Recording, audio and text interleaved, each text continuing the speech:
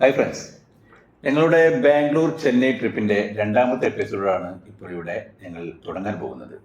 ഇത് നിങ്ങൾക്ക് ഇഷ്ടപ്പെടുകയാണെങ്കിൽ തീർച്ചയായും നിങ്ങൾ ലൈക്ക് ചെയ്യാനും ഷെയർ ചെയ്യാനും അതുപോലെ ബെൽ ബട്ടൺ അമർത്താനും ഒരിക്കൽ കൂടി ഞാൻ ഓർമ്മിപ്പിക്കുകയാണ്. എന്നാൽ പിന്നെ നമുക്ക് തുടങ്ങിയാലോ.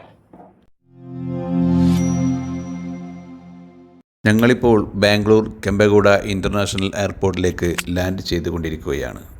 ഇവിടെ നിന്നും ഞങ്ങൾക്ക് പോകാനുള്ളത് ഇന്ന് താമസം ബുക്ക് ചെയ്തിരിക്കുന്ന യശ്വന്തപുരം റെയിൽവേ സ്റ്റേഷനിലെ റിട്ടയറിംഗ് റൂമിലേക്കാണ്. അതിനുവേണ്ടി എയർപോർട്ടിൽ നിന്ന് റെയിൽവേ സ്റ്റേഷനിലേക്കും തിരിച്ചുമുള്ള ഫ്രീ ഷട്ടിൽ സർവീസിൽ കയറി റെയിൽവേ സ്റ്റേഷനിലേക്ക് പോയി 10 രൂപ ടിക്കറ്റ് എടുത്ത് മെമു ട്രെയിനിൽ പോകാനായിരുന്നു ഞാൻ ഉദ്ദേശിച്ചിരുന്നത്.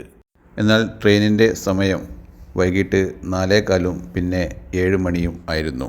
എന്നാൽ ഇപ്പോൾ തന്നെ 4:15 ആയതിനാൽ ഇനിയിപ്പോൾ ഒരു യൂബറോ ഓലയോ എടുത്ത് നേരെ റെയിൽവേ സ്റ്റേഷനിൽ പോയി ലഗേജ് എല്ലാം ക്ലോക്ക് റൂമിൽ വെച്ച ശേഷം റൂമിൻ്റെ ചെക്ക് ഇൻ ടൈം രാത്രി 8 മണിക്കായതിനാൽ മെട്രോയിൽ കയറി മന്ത്രി സ്ക്വയറിൽ പോയി സമയം ചെലവഴിക്കാനാണ് ഉദ്ദേശിക്കുന്നത്. അങ്ങനെ ഞങ്ങളിപ്പോൾ മെജസ്റ്റിക്കിൽ നിന്നും നേരെ ചിക്ബല്ലാപൂർ വഴി നന്ദി ഹിൽസിലേക്കുള്ള ബസ് യാത്രയിലാണ്. ഇന്നലെ ഞങ്ങൾ പ്ലാൻ ചെയ്ത പ്രകാരം തന്നെ മന്ത്രി സ്ക്വയറിലെത്തിയ ശേഷം രാത്രി 10:45 മെട്രോയിൽ കയറിയിട്ടാണ് ഞങ്ങൾ തിരിച്ച് യശ്വന്തപുരം റെയിൽവേ സ്റ്റേഷനിലെത്തിയത്. ഉടനെ തന്നെ ഞങ്ങൾ നേരെ റിട്ടേൺ റൂമിൽ പോയി ചെക്ക് ഇൻ ചെയ്തു. ഇവിടെ 12 മണിക്കൂർ, 24 മണിക്കൂർ എന്നിങ്ങനെയാണ് റൂമിൻ്റെ ടൈമിംഗ് വരുന്നത്. റൂം റെൻറ്റ് യഥാക്രമം ഡോർമെട്രി നോൺ എ സിക്ക് 100 രൂപയും പിന്നെ 150 രൂപയും, അതുപോലെ നോൺ എ സി ഡബിൾ റൂമിന് 250 രൂപയും പിന്നെ 450 രൂപയും, അതുപോലെ എ സി ഡബിൾ റൂമിന് 350 രൂപയും പിന്നെ 650 രൂപയും ആണ് നിരക്ക്. ഏതായാലും ഞങ്ങൾക്ക് കിട്ടിയത് രാത്രി 8 മണി മുതൽ രാവിലെ 8 മണി വരെ താമസിക്കാൻ 350 രൂപക്ക് ഏതാണ്ട് 500 സ്ക്വയർ ഫീറ്റോളം വിശാലതയുള്ള നല്ല സൗകര്യങ്ങളുള്ള ഒരു എ സി റൂമായിരുന്നു. പക്ഷേ എൻ്റെ ക്യാമറയുടെ ബാറ്ററിക്ക് ഒരു പ്രോബ്ലം വന്നിരുന്നാൽ ഇതൊന്നും ഷൂട്ട് ചെയ്യാൻ പറ്റിയില്ല. പിന്നെ ഒരു ഷോപ്പിൽ പോയി എൻ്റെ ബാറ്ററി ഒന്ന് ബൂസ്റ്റ് ചെയ്ത ശേഷമാണ് തുടരാനായത്. ആ കാരണം കൊണ്ടും പിന്നെ ആദ്യം ചിക്ബല്ലാപൂരിലേക്കും അവിടുന്ന് നന്ദി ഹിൽസിലേക്കും ബസ് മാറിക്കയറി ഇവിടെ എത്തിയപ്പോഴേക്കും സമയം ഇരുട്ടിയിരുന്നു. ഇതാണ് നന്ദി ഹിൽസിൻ്റെ ഒരു നൈറ്റ് വൈബ്.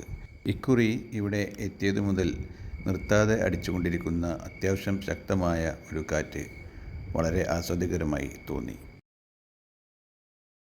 ഇവിടുത്തെ ഏറ്റവും വലിയ അട്രാക്ഷൻ ഇവിടുത്തെ മോർണിംഗ് വൈബാണ്.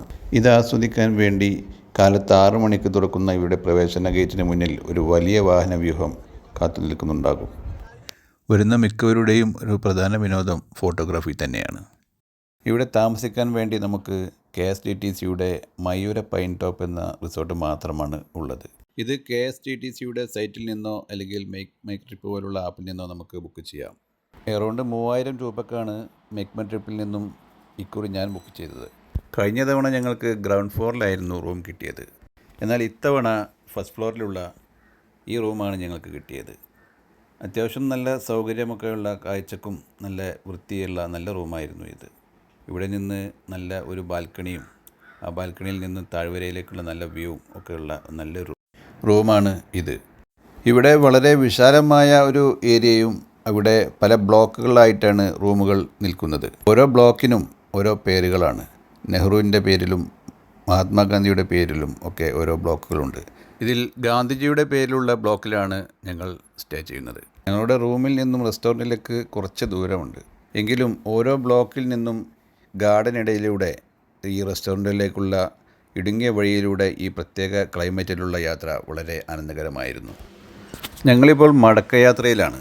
ചിക്ബല്ലാപൂരിൽ നിന്നും യശ്വന്ത്പൂരിലേക്കുള്ള 1 മണിക്കുള്ള മെമു പിടിക്കാൻ വേണ്ടി കാലത്ത് 11:30 തന്നെ ഞങ്ങൾ നന്ദി ഹിൽസിൽ നിന്നും ബസ് കയറി. എന്നാൽ സ്റ്റേഷനിലെത്തിയപ്പോൾ അത് ക്യാൻസലാണെന്ന് മനസ്സിലായി. ഉടനെ തന്നെ ഞങ്ങൾ പുറത്തുപോയി ഭക്ഷണമൊക്കെ കഴിച്ച് 2 മണിയുടെ മെമുവിൽ കയറി നേരെ യശ്വന്ത്പൂരിലേക്കും അവിടെ നിന്ന് രാത്രി 8 മണിയുടെ യശ്വന്ത്പൂർ കണ്ണന്നൂർ എക്സ്പ്രസ്സിൽ കോഴിക്കോട്ടേക്കും അവിടെ നിന്ന് വീട്ടിലേക്കും തിരിച്ചു ഈ യാത്ര ഇവിടെ പൂർത്തീകരിച്ചു.